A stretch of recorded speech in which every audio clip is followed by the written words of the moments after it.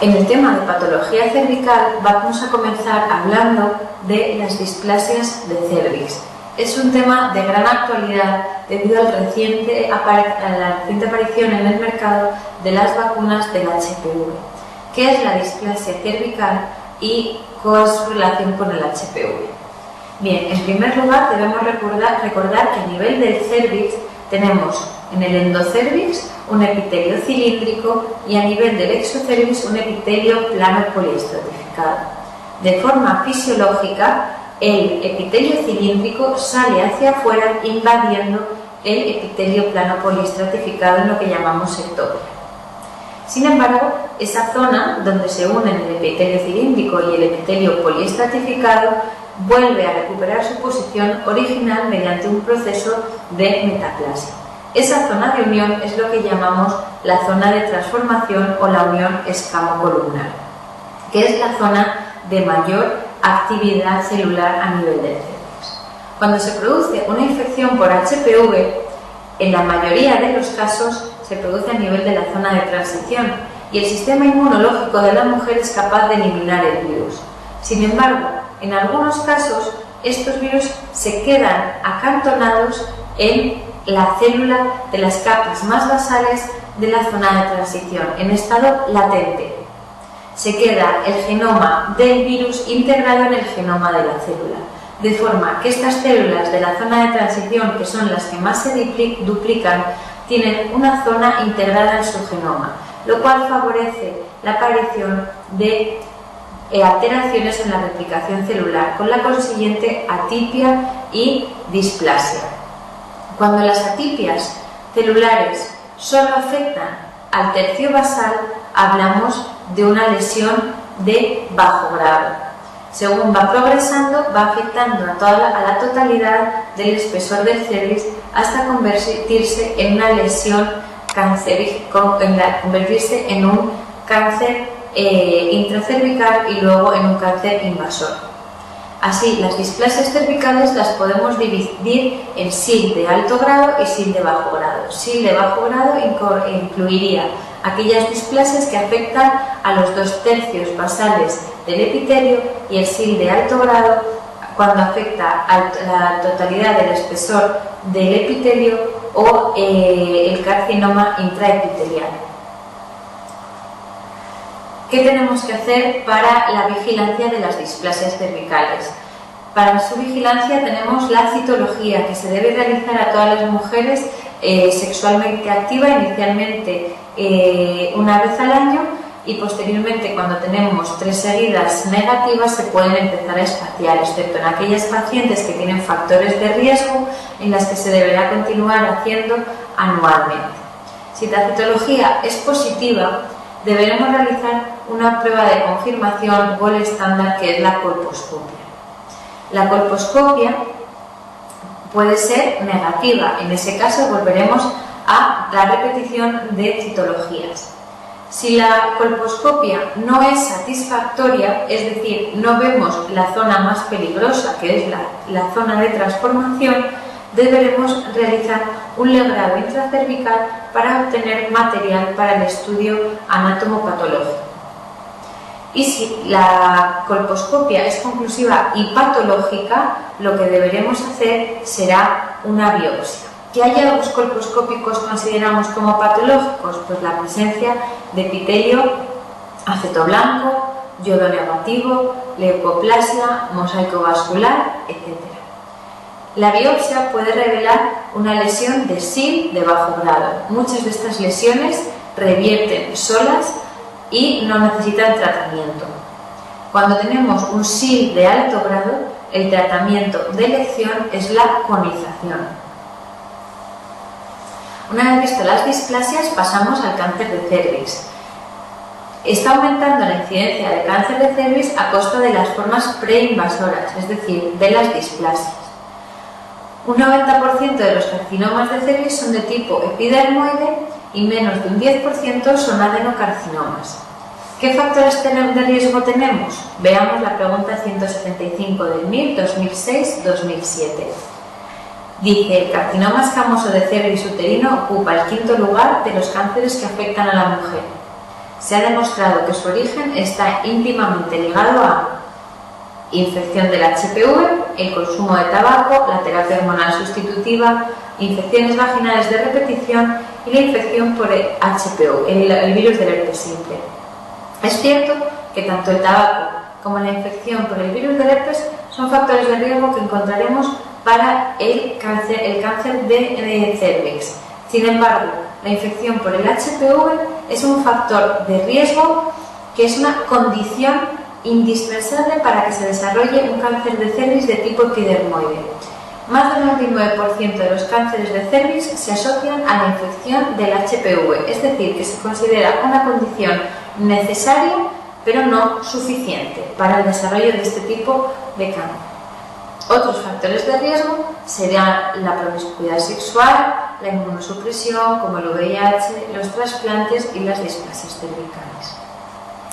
La forma de prevención, como hemos dicho antes, la forma de prevenir las displasias es mediante el cribado con la citología. La citología ha pasado a realizarse con medio líquido. ¿Por qué? Porque permite la detección del HPV. ¿Se hace escrutinio del HPV en todas las citologías? No, no sería coste-beneficio, solo en aquellos casos en los que encontramos alteraciones citológicas.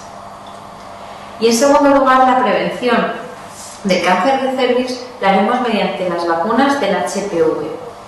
Las vacunas del HPV tenemos dos, una bivalente y otra tetravalente. La bivalente cubre al 16 y al 18 y la tetravalente, además del 16 y 18, cubre al 6 y al 11. El HPV 16 y 18 son los oncogénicos.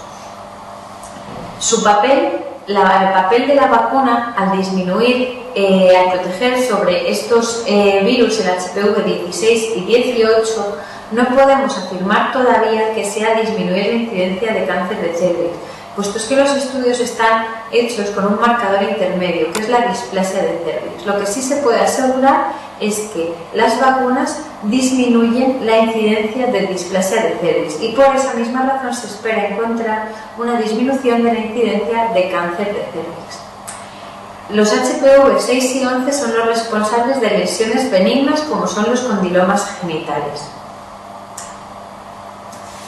¿Cómo se manifiesta y qué clínica da un cáncer de cérvix? En la mayoría de los casos es asintomático y lo diagnosticamos por el screening mediante citología. Pero cuando da clínica es porque ya hay una lesión exofítica excrescente en vagina que da lugar a metrorragia en agua de lavar carne. El estadiaje del cáncer de cérvix es el siguiente. El estadio 1 es el cáncer de cérvix localizado todavía en el cuello. Un microinvasor es un cáncer de cérvix que invade menos de 5 milímetros en profundidad y menos de 7 en superficie. Y el resto son estadio 1B. El estadio 2 es el estadio de cáncer de cérvix que afecta a los 2/3 superiores de la vagina. Estadio 2A cuando no afecta parametrios y estadio 2B cuando afecta parametrios. Y el estadio 3 del cáncer de cérvix cuando afecta al tercio inferior de la vagina o a la pelvis. El punto de corte que hace que un cáncer de cérvix deje de ser quirúrgico es la afectación de parametrios. Esto se determina por exploración clínica, es decir, a partir del estadio 2B, el cáncer de cérvix deja de ser quirúrgico. En el estadio 1A microinvasor, la cirugía será una histerectomía total, más doble anesectomía, excepto en aquellos casos que nos pregunten como caso clínico, muy específicamente una mujer joven con deseos genésicos, podemos realizar en los microinvasor una conización con márgenes amplios. En el resto de estadios 1B y 2A, la cirugía será una cirugía radical de tipo Bergen-Meigs. En el resto de los casos, a partir del 2B, se considera no quirúrgico una vez que afecta parametrios y el tratamiento adyuvante es la radioterapia.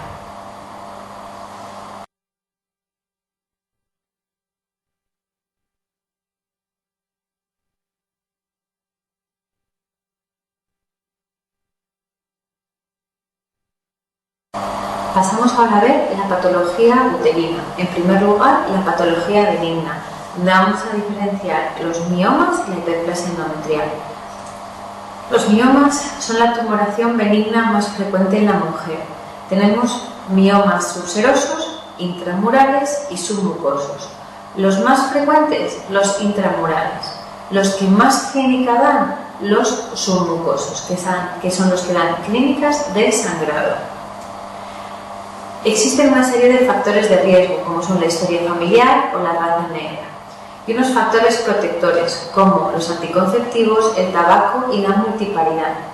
La clínica de los miomas, lo más frecuente es que sean asintomáticos, y cuando dan clínica, la clínica más frecuente son las metrorragias con anemia, hipocroma y microcítica. También pueden dar clínica por compresión a nivel de la vejiga, a nivel de recto. El diagnóstico se hace mediante exploración ginecológica, en el cual encontraremos un útero mayor que amenorrea, encontraremos una exploración ginecológica con un útero aumentado de tamaño sobrepasando la sínfisis del pubis. Por ecografía veremos los miomas y tenemos como arma complementaria la histeroscopia. La histeroscopia nos permite visualizar los miomas submucosos. Nos permite además definir el grado en el que penetran en la cavidad endometrial, el ángulo que forman y además nos va a permitir resecar aquellos más accesibles. En cuanto a los tipos de degeneración, la degeneración más frecuente que sufren los miomas es la degeneración hialina, es decir, el contenido del mioma se convierte en un material hialino acelular. Y poco a poco esto se transforma en una degeneración quística y se queda un material que se licúa. Se producen calcificaciones de los miomas durante la menopausia y durante el embarazo. Debido al importante crecimiento de los miomas, se produce una necrosis y degeneración roja que cursa con importante dolor. El tratamiento en caso de los miomas asintomáticos es un tratamiento expectante. En mujeres que desean tener gestación, el tratamiento de elección va a ser quirúrgico, la miomectomía. Sin embargo, en mujeres con deseos genésicos cumplidos, el tratamiento será la histerectomía. Como tratamientos médicos tenemos los análogos de la GnRH. Los análogos de la GnRH disminuyen la vascularización de los miomas, consiguiendo reducción del volumen y disminuyendo el sangrado de los mismos, facilitando así la cirugía. El problema de los análogos es que una vez se dejan de administrar, el mioma vuelve a adquirir el tamaño inicial. Por eso su indicación es previo a la cirugía para facilitar la misma y evitar el sangrado. Pasamos a la hiperplasia endometrial. Se trata del crecimiento del endometrio por un estímulo estrogénico en ausencia del estímulo de la progesterona. Por lo tanto, va a tener los mismos factores de riesgo que el cáncer de endometrio. Tenemos distintos tipos de hiperplasias. Las hiperplasias simples sin atipias o simple con atipias. La hiperplasia compleja sin atipias y con atipias. En cualquier caso, las hiperplasias sin atipias, sea simples o complejas, tienen un riesgo de malignizar igual de la población general, mientras que las hiperplasias con atipias son una lesión preneoplásica que tiene un riesgo de malignizar de un 20%. ¿Cómo diagnosticamos una hiperplasia endometrial? El diagnóstico, igual que el del cáncer de endometrio, se hace mediante histeroscopia, diagnóstica, toma de biopsia.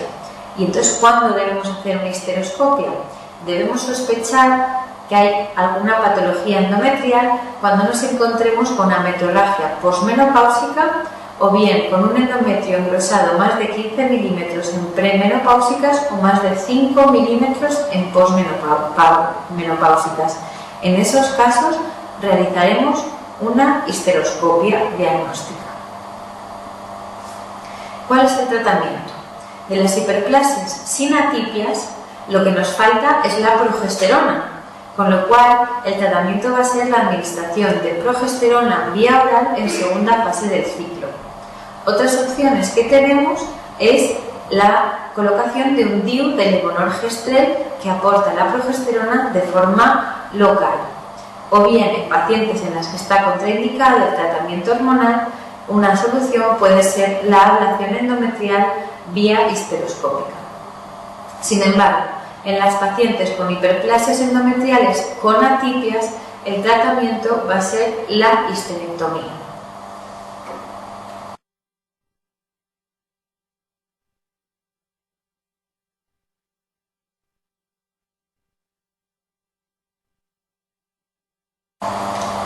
Pasamos ahora a hablar del adenocarcinoma de endometrio. El adenocarcinoma de endometrio es el cáncer más frecuente del cuerpo uterino. Otros cánceres a nivel del útero sería el de células claras, con un pronóstico mucho peor. Los factores de riesgo del cáncer de endometrio están claramente establecidos. Es un endometrio que ha sido estimulado por los estrógenos durante mucho tiempo y favorecido en muchos casos por una ausencia de progesterona. Entre los factores de riesgo para el cáncer de endometrio tenemos la nulliparidad, la menarquia precoz y la menopausia tardía, los ciclos anovulares como el síndrome de ovario poliquístico, la obesidad por el exceso de estrona y la diabetes como factor independiente de la obesidad. También es un factor de riesgo el tamoxifeno, porque decíamos que actuaba como un estrógeno a nivel endometrial, produciendo hiperplasia con riesgo de degeneración maligna. Entre los factores protectores, los anticonceptivos, digamos que supone un aporte estrogénico y de progesterona al endometrio que consigue su proliferación y su maduración. También son factores protectores la multiparidad y el tabaco como fármaco antiestrogénico. La clínica más frecuente del cáncer de endometrio es que sea asintomático. Sin embargo, da clínica precozmente y la clínica es la metrorragia. Es una metrorragia escasa, definida como en agua de lavar carne. Entonces, siempre que tengamos una metrorragia en una mujer postmenopáusica, debemos sospechar un cáncer de endometrio. También si nos encontramos con un piometria, porque esas células del cáncer se necrosan, caen a la cavidad endometrial y se puede sobreinfectar, un piometria en una mujer posmenopáusica o un engrosamiento mayor de 5 milímetros en mujeres posmenopáusicas. En esos casos, la prueba diagnóstica de elección va a ser la biopsia guiada por histeroscopia. En caso de que se produzca una metrorragia muy intensa, no podremos realizar una histeroscopia y para cortar la hemorragia y obtener material para el estudio anatomopatológico, la prueba diagnóstica seguirá siendo el legrado, pero solo en los casos en los que persista la hemorragia. ¿Cuáles son los factores de mal pronóstico en un cáncer de endometrio? La edad avanzada, el tipo histológico células claras, el grado de diferenciación G3, el grado de invasión del miometrio, la citología peritoneal positiva y el tamaño tumoral mayor de 2 centímetros. ¿Cuál es el estadiaje del cáncer de endometrio? El estadio 1 son tumores limitados al cuerpo uterino. El estadio 1A son tumores limitados al endometrio. En el 1B infiltran menos del 50% del miometrio y 1C más del 50% del grosor del miometrio. En el estadio 2 son tumores que invaden el cérvix, 2A invaden las glándulas, 2B el estrógeno. Los tumores en estadio 3 cuando afectan a la pelvis y 4 cuando existe metástasis a distancia. Es importante recordar que los estadios 1 y 2, es decir, cuando el tumor está localizado en el cuerpo y cuello uterino, son los estadios quirúrgicos, mientras que una vez que el tumor sale fuera de la pelvis, deja de ser quirúrgico. Entonces, ¿qué tratamiento plantearemos en función del estadiaje? En los estadios 1A y 1B bien diferenciados, es decir, G1, será suficiente con la realización de una histerectomía total y doble vasectomía. En el resto de estadios 1 habrá que hacer una histerectomía, doble vasectomía, acompañarlo de una linfadenectomía pélvica y asociar radioterapia como tratamiento adyuvante. En los estadios 2, que afectan al cérvix, la cirugía radical será la cirugía de Berfing-Meigs. Es una cirugía que extirpa la totalidad del cuerpo, el cuello, manguito vaginal y se asocia a doble vasectomía y linfadenectomía pélvica. Y también tendremos que asociar radioterapia. Los estadios 3 y 4, como hemos dicho, no son quirúrgicos. En el estadio 3 se puede hacer cirugía citorreductora, pero el tratamiento adyuvante detección en el cáncer de endometrio va a seguir siendo la radioterapia.